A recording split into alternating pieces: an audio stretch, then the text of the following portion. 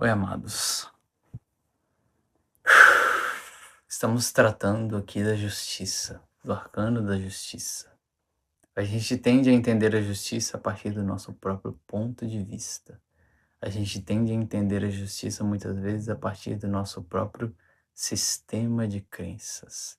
E a gente entendeu que o nosso sistema de crenças é o nosso sistema de verdades. Então, quando nós nos deparamos com as nossas verdades, nós encontramos as nossas certezas. E a certeza, ela, de alguma forma, ela nos fecha.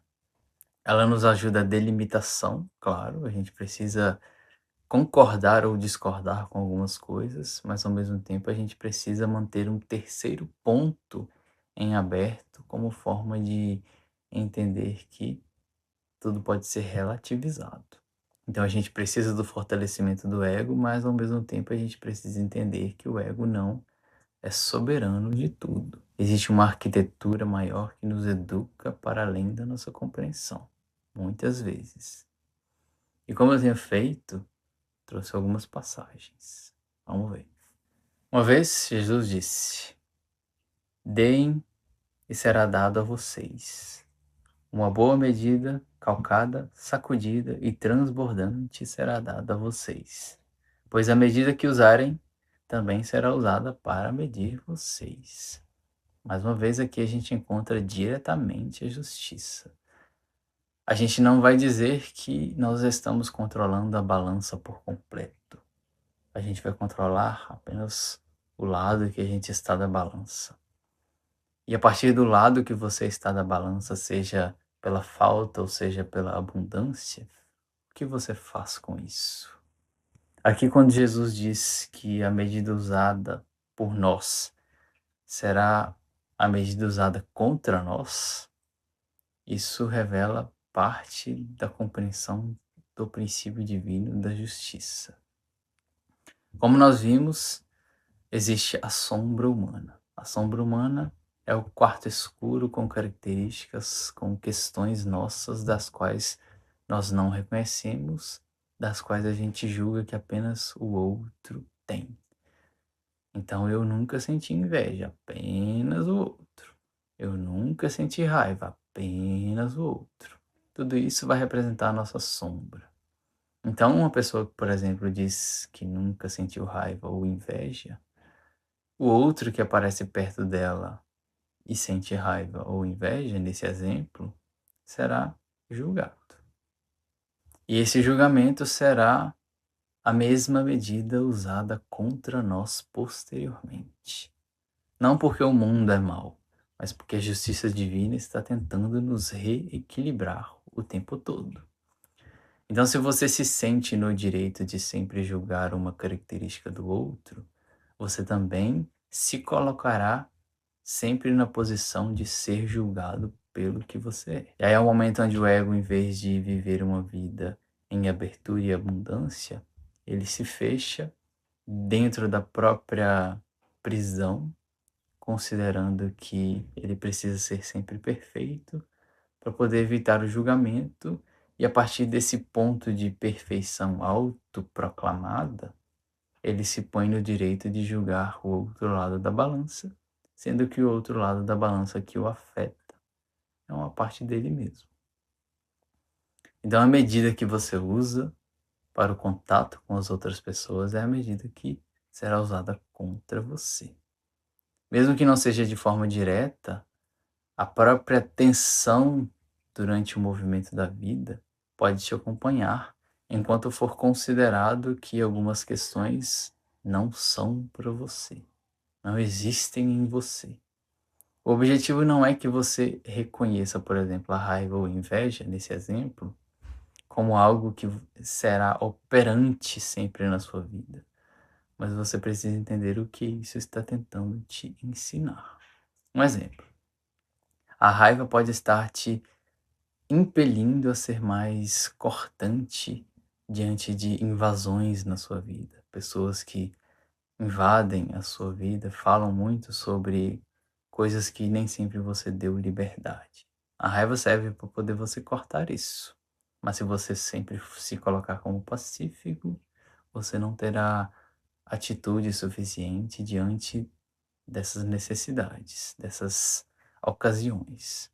A inveja, por exemplo, ela pode revelar um desejo, algo que você vê no outro, mas que você gostaria de ter em você também, ter para você também.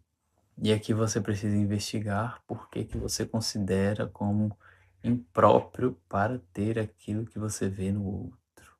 Claro que tudo é muito mais sério, né? Muito mais profundo. Mas a medida que você usa será a medida usada contra você. Mesmo que não seja exatamente por aquela pessoa, o campo no geral, as pessoas no geral podem ter um dedo apontado na sua direção justamente para tentar reequilibrar a sua postura. Isso se encaixa para todos nós. A gente está aprendendo, não vamos esquecer. Tomem cuidado, se o seu irmão pecar, repreenda-o, e se ele se arrepender, perdoe-lhe. Se pecar contra você 7 vezes no dia, e 7 vezes voltar a você e disser, estou arrependido, perdoa-lhe. Aqui nós estamos falando da justiça. Então a justiça divina ela vai operar por si só, mas e como nós vamos operar em conjunto com essa justiça? Quando nós falamos sobre o erro alheio contra nós, muitas vezes ele pode estar associado às inconsciências das outras pessoas. Isso é muito comum. A sombra que a outra pessoa não reconhece em si mesma. E esses erros, eles fazem parte da nossa jornada espiritual. Sem erro a gente não aprende. Sem a gente experimentar uma atitude que a gente sente que deve ter, mesmo que a gente vá se arrepender daquela atitude, a gente não aprende. E muitas vezes nós nos colocaremos em situações onde depois do ato a gente percebe a consequência e o arrependimento para quem tem humildade emerge. Esse arrependimento já é o antídoto natural para o que nós consideramos como um erro. Então, a partir do arrependimento, você busca o perdão. Muitas vezes o perdão não precisa ser necessariamente pedido para o outro, mesmo que muitas vezes isso seja necessário para a reparação de algo, mas o arrependimento e o perdão internos, onde você considera que aprendeu com aquela situação e que não pretende voltar a sentir aquele arrependimento mais, ele já é válido. Caso contrário, a gente buscará sempre uma ação perfeita, onde a gente nunca erra. Isso não é possível.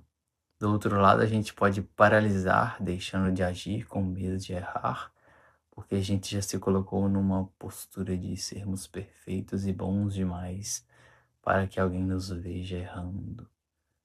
É bem complexo. Porém, Jesus aqui ele fala a respeito da repreensão. Então, se um irmão pecar, repreenda-o. Se ele se arrepender, perdoe. Aqui ele não fala simplesmente de perdoar e deixar ir. Ele fala também da repreensão. A repreensão aqui ela tem a ver com uma postura de reeducação do outro.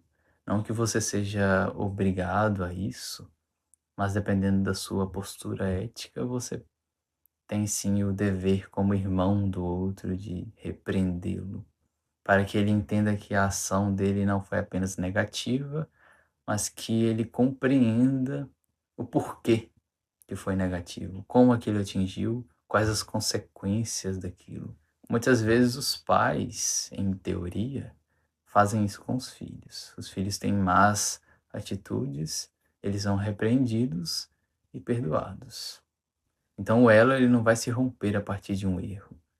Pelo contrário, ele pode se tornar mais estreito, porque a conexão com o outro, com o dois, o outro lado da balança, ela pode se tornar mais vinculada, no sentido de um está fazendo pelo outro, o outro está fazendo pelo um. Busquem, pois, em primeiro lugar o reino de Deus e a sua justiça, e todas essas coisas serão acrescentadas a vocês. Essa é uma passagem um tanto conhecida, né? Quando Jesus fala para a gente buscar primeiro o reino dos céus e o resto nos será acrescentado.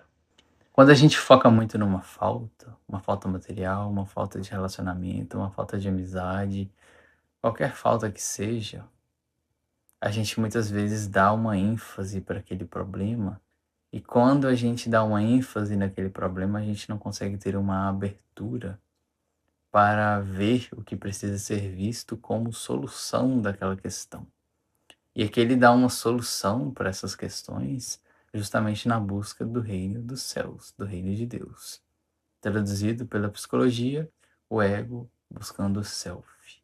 Então, quando o ego busca uma conexão com o que ele ainda não conhece, com o outro lado, com o dois, com o desconhecido, quando o ego busca entender o que o afeta a partir do outro, como uma forma de alerta a respeito de si mesmo, quando o ego foca no que realmente importa, quando o ego foca naquilo que vai além dele, no que é transcendente, mas não como uma promessa matemática e certeira, mas como buscar para a nossa vida uma motivação muito maior do que simplesmente algo passageiro e pequeno, por mais que e muitas vezes esse passageiro, esse pequeno, esteja grande demais na nossa vida, como um buraco de falta.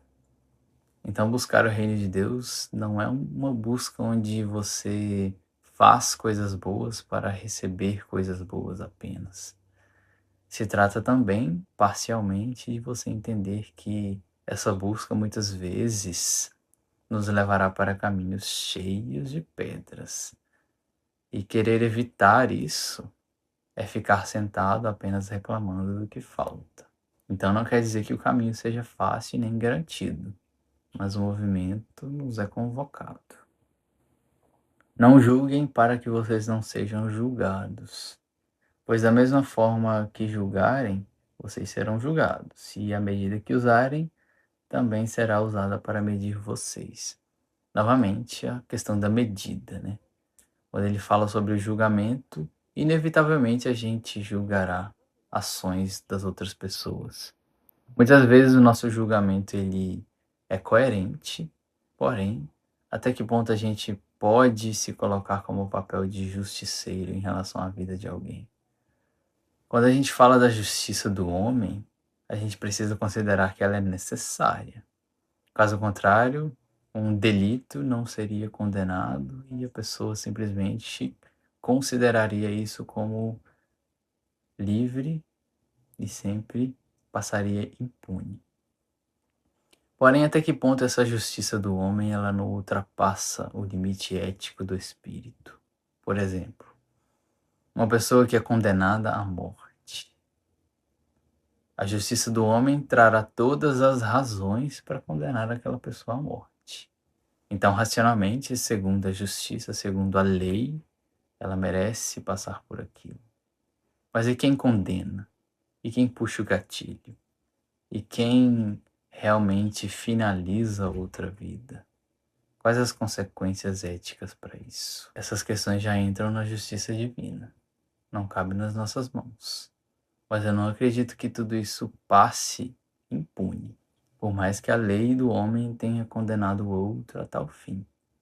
Até que ponto a nossa justiça é uma justiça ética e equilibrada?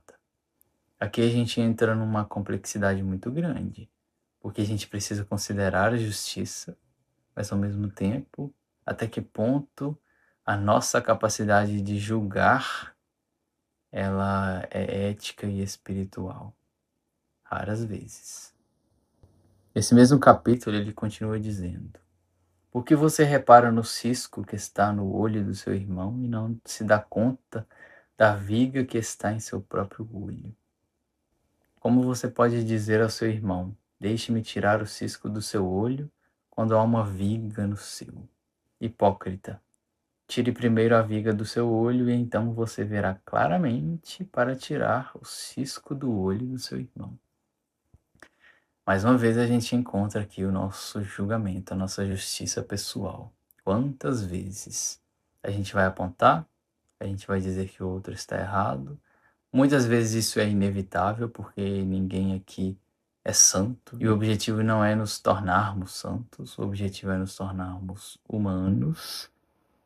Porém, aqui novamente a gente entra na questão da sombra, o outro lado, aquilo que a gente não reconhece em si mesmo e que a gente vê apenas no outro. Um dos nossos objetivos na jornada espiritual é que a gente consiga reconhecer as atitudes do outro como atitudes possíveis a nós também. Por mais que a gente nunca pretenda agir como o outro, a gente precisa reconhecer que, como humanos, seríamos também capazes. Então, às vezes, você quer tirar um cisco no olho do outro. Quando a gente fala de um cisco, a gente fala de algo pequeno, mas que para a nossa visão do outro lado da balança é grande. A gente se sente no direito de julgar, por mais que seja pequeno.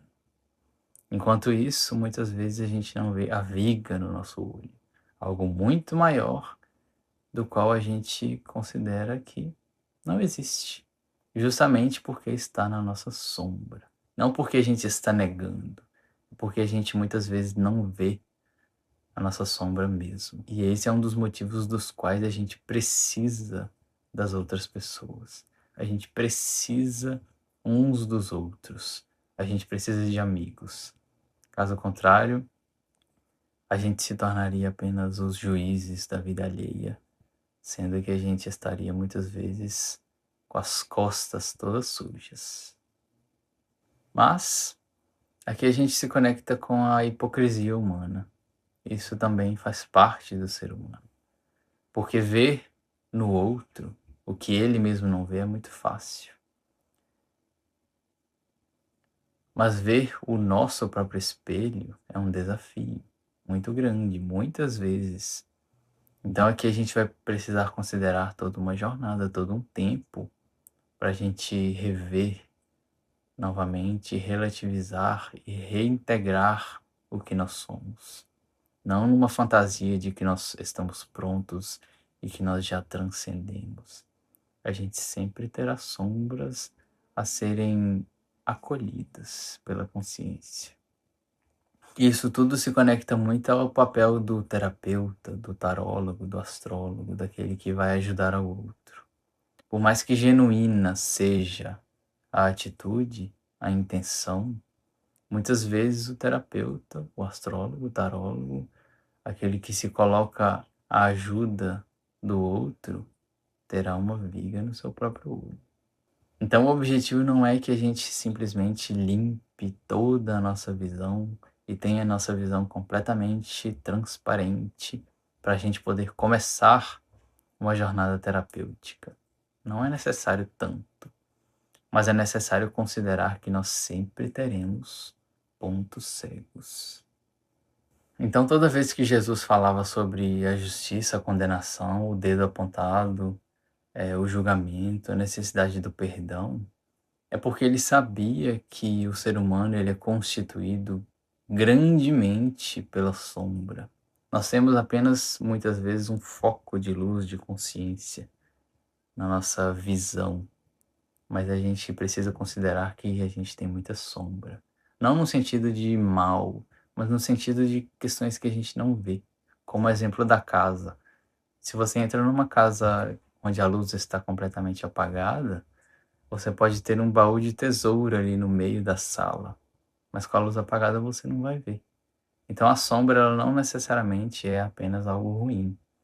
Se você é afetado por admiração que você sente pelo outro, por amor que você sente ao outro, por alegria que você sente na presença do outro, isso também é uma sombra. Isso também é algo que é espelhado no outro, mas que vive dentro de você. Porém, a gente nem sempre consegue se conectar com isso sozinhos.